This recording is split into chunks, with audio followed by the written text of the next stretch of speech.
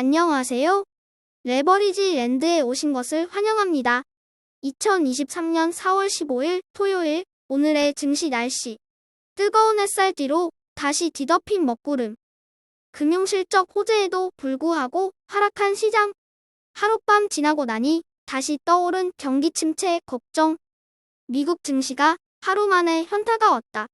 소비자 물가 지수에 이어 생산자 물가 지수마저 완연하게 꺾이는 모습을 보이자 당장이라도 모든 문제들이 해결된 것처럼 밤새도록 상승 파티를 열었던 미국 시장. 잠에서 깨자 잠시 잊고 있던 경기 침체 걱정이 또다시 머릿속을 뒤덮었다. 근데 우리 어젯밤에 뭐 한 거냐? 경기 침체가 온다는데 우리 잠깐 미쳤었나 봐. 라고 자각하며 주요 지수는 일제히 다시 하락 전환하며 겸손하게 한 주를 마감했다. 오늘만큼은 예상보다 견조했던 금융실적 호조 소식도 눈에 들어오지 않았다. 더더군다나 크리스토퍼 월러 이사 등의 패드 의원들이 일제히 5월에 25bp 금리 인상 가능성을 유력하게 제기하고 나서자 겁먹은 투자자들의 차익 실현 매물이 쏟아지며 시장 하락을 부추겼다. 이제 시장은 대형 금융주들의 실적 발표를 신호탄으로 본격적인 올해 1분기 실적 발표를 초조하게 기다린다.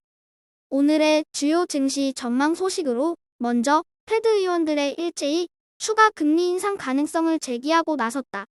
크리스토퍼 월러 이사는 금리를 더 올리고 상당 기간 긴축을 유지할 필요가 있다며 매우 매파적인 발언을 쏟아냈고, 래피얼 보스틱 애틀랜다 패드 총재 역시 일단은 한 번 더 금리를 올린 뒤 상황을 봐야 한다며 5월의 금리 인상에 무게를 두었다. 뱅크 오브 아메리카의 전략 책임자인 사비타 수브라매니아는 기업들의 1분기 EPS 조정치가 약 6% 하향 조정됐으나 주가는 상승하고 있다고 지적하며 역사적으로 침체에 진입할 때마다 하향 조정은 가속화되었었다고 강조했다. 이와 더불어 올해 20% 이상 뛴 대형 기술주 종목들에 대해 가팔은 실적 조정으로 인한 추가 하락을 예상하며 개미 투자자들을 긴장시켰다. 마지막으로 노디아의 선임 전략가인 데인 세코프는 은행 위기가 가라앉으며 연착륙에 대한 희망이 생겼다고 시장 상황을 긍정적으로 전망했다. 그리고 현재 시장이 5월에 25bp를 한 번 더 올리고 여름 후에 3번의 금리 인하를 이미 가격에 반영하고 있다고 분석했다. 3배수 레버리지 ETF가 소폭이지만 일제히 하락했다. 어제 많이 올랐던 바이오와 중국 관련 종목들이 오늘은 가장 크게 조정을 받으며 하락했다. 미국의 20년물 장기 채권 ETF인 TMF 역시 연준 의원들의 매파 발언에 영향을 받으며 어제에 이어 오늘도 2.83% 하락 마감하였다. 2배수 레버리지 ETF 역시 상황은 마찬가지다. 보는 바와 같이 전 종목이 빨갛게 물들었다. 특히나 전기차 ETF EVAV가 무려 4.87% 하락하며 전저점을 기록했다. 이제 EVAV의 주가는 5달러도 붕괴돌 위기에 놓이게 됐다. 3배수를 역으로 추종하는 곡버스 ETF가 어제의 굴욕적인 대패를 뒤로하고 금주의 마지막 거래일을 힘겹게 승리하며 체면치레했다. 어제 갑자기 광분하며 곡버스를 당황시켰던 바이오와 중국 꼬마. 하루 만에 깨갱하며 곡버스에게 용서를 빌었다. 곡버스가 말했다.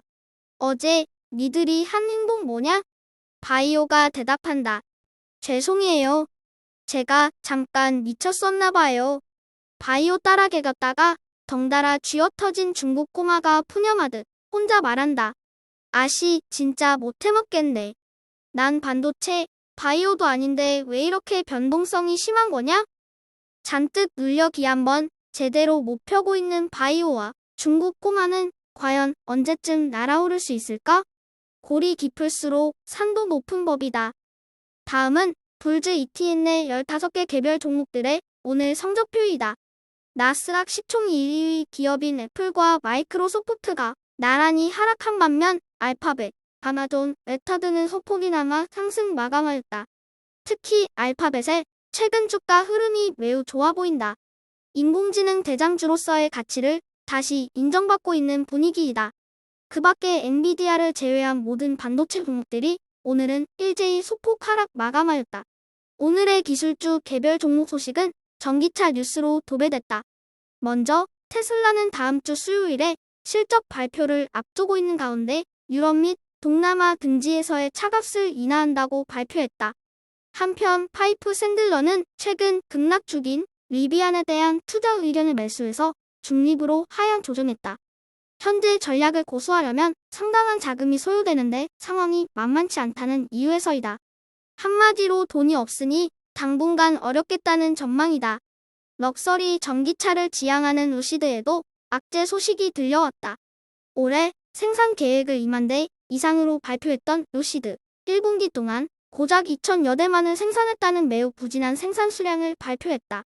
이로 인해 어쩔 수 없이 올 한해 생산 계획을 만여대로 항향 조정할 수밖에 없는 처지에 놓이며 리비안과 마찬가지로 주가가 곤두발질 치고 있다. 테슬라를 제외한 전기차 기업들의 순환이 계속되고 있는 듯하다. 오늘의 추천 종목은 많은 분들이 알고 있는 팔랜티어이다. 인공지능 빅데이터와 관련된 사업을 영위하고 있는 팔란티어는 올 한해 챗GPT에 대한 관심이 급증하며 AI에 대한 수요가 늘어날 것으로 전망하며 최초로 연간 기준 흑자를 달성할 계획까지 발표한 상태이다. 또한 가장 최근에는 마이크로소프트와의 파트너십을 공공부문에서 확대한다고도 발표했다. 인공지능에 대한 수요가 급증함에 따라 매년 30% 이상의 고도 성장을 보여줄 것으로 기대되는 팔랜티어. 더 자세한 내용은 시간 관계상 생략하도록 하겠으며 관심 있는 분들은 더 깊은 연구를 통해 투자 여부를 결정해 주시기 바란다. 빅데이터 분석 서비스를 제공하는 팔랜티어를 오늘의 템버거 후보 종목으로 별 5개 강력 추천한다. 다음은 레버리지 랜드의 커뮤니티 게시판에서 진행 중인 설문조사 결과이다. 레버리지 ETF 보유 기간을 묻는 질문에 예상외로 과반이 넘는 분들이 2030년이 넘어서까지의 장기 투자를 계획하고 있다는 것을 확인할 수 있었다. 레버리지 ETF는 단타 매매를 하는 분들이 많을 줄 아는데 의외의 결과이다. 물론 투자의 정답은 없다고 하지만 채널의 성향과 같은 생각을 가진 분들이 예상보다 많이 계시다는 사실이 반가우면서 더 큰 책임감을 느끼게 된다. 다음은 우리 이모가 하도 징징거려서 투표 중인 이모의 복귀에 대한 찬반 투표 결과이다. 예상외로 60%가 넘는 분들이 이모의 복귀에 찬성해주고 계시다. 힘들다고 나갈 땐 언제고 이제 와서 다시 오겠다니 조금 괘씸하긴 한데 많은 분들이 생각이 그러시다니 이 부분은 조금 더 고민해본 후 결정해야겠다. 다음은 레버리지 랜드에서 추진 중인 기부금 투자 현황이다.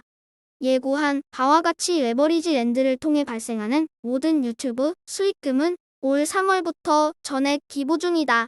보는 바와 같이 기부금은 현재 약 44만 원 가까이 모금된 상황이다. 앞으로도 여러분의 의견을 최대한 수렴하여 2030년까지 매달 꾸준히 투자해 나갈 예정이다. 참 이상하다. 역사적으로 봤을 때 시장은 항상 7대 3의 비율로 상승과 하락을 반복하며 우상향해 왔는데 왜 사람들은 매번 하락장이 찾아올 때마다 상승장이 다시 돌아오지 않을 것처럼 행동하는 걸까? 항상 새로 닥친 위기는 이전의 위기보다 더 무서워 보인다. 하지만 모든 위기를 극복하고 상승장은 여지없이 다시 돌아온다. 매번 시장을 의심하는 것도 병이다. 시장 가격은 무시하고 매집 수량에만 집중하자. 공포를 이겨내고 시간을 인내하는 자만이 돌아오는 상승장에서 큰 수확의 결실을 보게 될 거라 확신한다.